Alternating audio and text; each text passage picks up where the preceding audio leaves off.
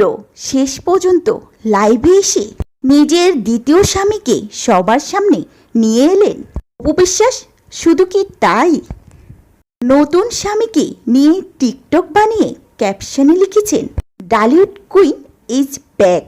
ওদিকে বুবলিকেও দিলেন না ছাড়। বুবলিকে উদ্দেশ্য করে এমন হুঙ্কার চড়ালেন তিনি, চলুন বিস্তারিত জেনে নিই।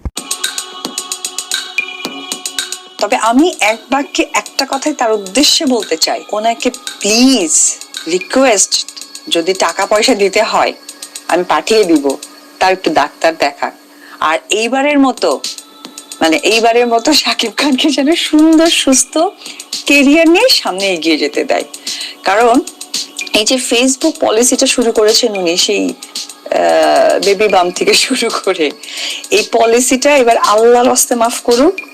আর ওনার চিকিৎসার জন্য, উন্নত চিকিৎসার জন্য যে দেশের যেখানে এয়ার অ্যাম্বুলেন্সে যদি যেতে চায়, আমি তারপরও যত কোটি টাকা লাগুক আমি দিয়ে ওনাকে চিকিৎসা করাতে চাই। এই দায়িত্ববোধটা আমি নিজেই নিলাম। সোশ্যাল মিডিয়ায় এখন টপ অফ দ্য কান্ট্রি ঢালিউডের কুইন অপু বিশ্বাসের এই নতুন ভিডিওটি।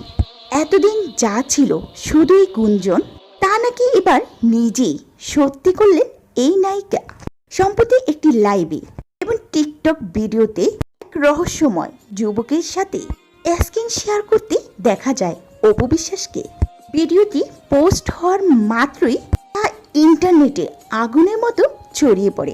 সবচেয়ে বেশি চমক ছিল ডালিউড কুইন ইজ ব্যাক লেখার পাশাপাশি অপু বিশ্বাস আকারে ইঙ্গিতে তাদের ভালোবাসা যেন ফুটে উঠেছে এই ভিডিওটিতে। তাছাড়াও একটি লাইভ ভিডিওতে তিনি বুবলিকে যেভাবে কটাক্ষ করেছেন, অন্যদিকে বুবলিকে ছাড় দেওয়ার পাত্র তিনিও অপু বিশ্বাসকে ছাড় দেননি। একেই বলে সতিনী সতিনী যুদ্ধ। বুবলি কন্যা সন্তানের মা হয়ে অপু বিশ্বাসকে দেখিয়ে দিলেন তিনি কতটা পারেন।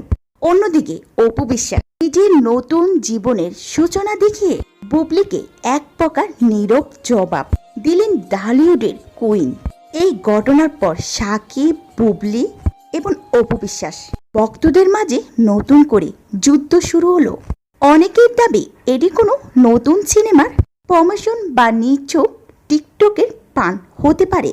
আবার সাকিব ভক্তদের একাংশই বলছেন অপু যদি সত্যি নতুন জীবন শুরু করে থাকেন তবে তার উচিত বুবলির অদ্দা বলে নিজের ক্যারিয়ার দিকে নজর দেয়া। তো ভিউয়ার্স, আপনাদের এই বিষয়টি নিয়ে মতামত কি অবশ্যই ভিডিওটি নিচে কমেন্ট সেকশনে জানাতে ভুলবেন না।